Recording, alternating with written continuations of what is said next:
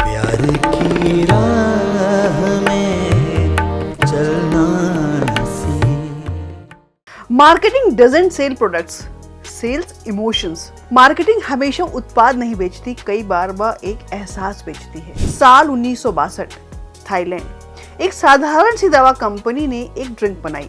नाम था क्रेटिंग डेंग और इसका मकसद किसी पार्टी का हिस्सा बनना नहीं था। ये बनाई गई थी उन लोगों के लिए जो रात रात भर ट्रक चलाते थे, फैक्ट्रियों में काम करते थे या घंटों शारीरिक मेहनत करते थे और उन्हें चाहिए थी थकान से कुछ देर की राहत।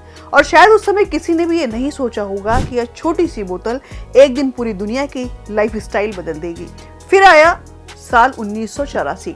ऑस्ट्रिया का एक बिजनेसमैन डिट्रिक मोटेशिट्स व्यापार के सिलसिले में थाईलैंड पहुंचा। लंबी यात्रा, जेट लैग्स और शरीर पूरी तरह थका हुआ। वहीं किसी ने उसे यह ड्रिंक पीने की सलाह दी। ड्रिंक पीने के कुछ ही मिनटों बाद उसे लगा जैसे शरीर फिर से एक्टिव हो गया हो और बस यहीं से जन्म हुआ रेड बुल का। फिर मॉन्स्टर आया, रॉकस्टार आया और भारत में स्टिंग आया और देखते ही देखते ये छोटी सी केन कॉलेजों में पहुंच गई, जिम में पहुंच गई, ऑफिस में पहुंच गई और प्रतियोगी परीक्षाओं की तैयारी कर रहे लाखों छात्रों की पढ़ाई वाली मेज तक भी पहुंच गई। लेकिन यहीं से शुरू होती है इस पूरी कहानी की सबसे बड़ी पहेली कि क्या सचमुच इस छोटी सी केन में एनर्जी भरी होती है? अगर हाँ, तो फिर भारत की फूड सेफ्टी एजेंसी यानी FSSAI ने कंपनियों से यह क्यों कहा कि अब अपनी बोतलों पर एनर्जी ड्रिंक मत लिखिए? क्या इतने सालों से हम एनर्जी खरीद रहे थे या सिर्फ उसका एहसास? दोस्तों, कभी आपने सोचा है कि एक केन एनर्जी ड्रिंक पीने के बाद शरीर के अंदर आखिर होता क्या है? तो इसे ऐसे सोच के देखिए कि रात के 2 बजे हैं, कल आपका एग्जाम है, आंखें भारी हो रही हैं और आप फ्रिज खोलते हैं और एक ठंडी केन निकालते हैं और 2-3 घूंट पीते हैं और 10 मिनट बाद नींद जैसे गायब, दिमाग तेज और मन में एक ही बात, वाह कितनी जबरदस्त एनर्जी है। लेकिन यही सबसे बड़ा भ्रम शुरू होता है क्योंकि विज्ञान कुछ और कहता है। असल में इन ड्रिंक्स की सबसे बड़ी ताकत इसकी एनर्जी नहीं, इसमें पाई जाने वाली कैफीन की मात्रा है। कैफीन आपके शरीर में नई ऊर्जा नहीं बनाती, वह सिर्फ आपके दिमाग को कुछ समय के लिए थकान महसूस होने से रोक देती है।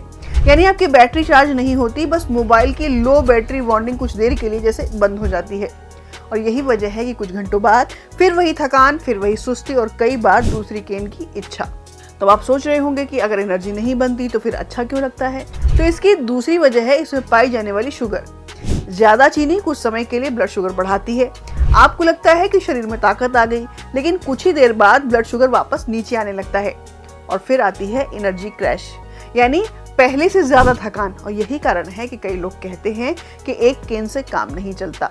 और अब आते हैं इस पूरी कहानी के सबसे दिलचस्प हिस्से पर। भारत की food safety and standards authority यानी FSSAI ने एक सवाल पूछा। उसका सवाल बहुत सीधा था कि अगर कोई उत्पाद शरीर में वास्तविक ऊर्जा नहीं बना रहा है तो फिर उसे एनर्जी ड्रिंक क्यों कहा जाए? और यही वजह है कि कंपनियों को अपने लेवल और दावों में बदलाव करने के निर्देश दिए गए। यानी यह लड़ाई रेड बुल, मॉन्स्टर या स्टिंग के खिलाफ नहीं, यह लड़ाई एक शब्द की है, क्योंकि कई बार एक शब्द लाखों लोगों की सोच बदल देता है। तो सोचने वाली बात यह है कि क्या एनर्जी ड्रिंक्स वाकई खराब है? तो इसका जवाब है ऐसा जरूरी नहीं। तो फिर क्या इन्हें कभी नहीं पीना चाहिए? ऐसी बात भी नहीं।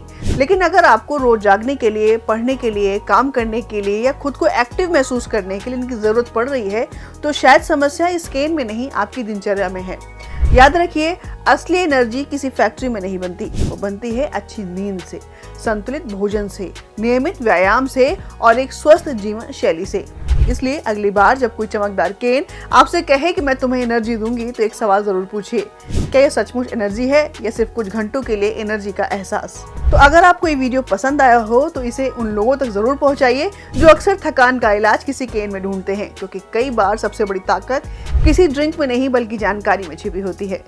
धन्यवाद।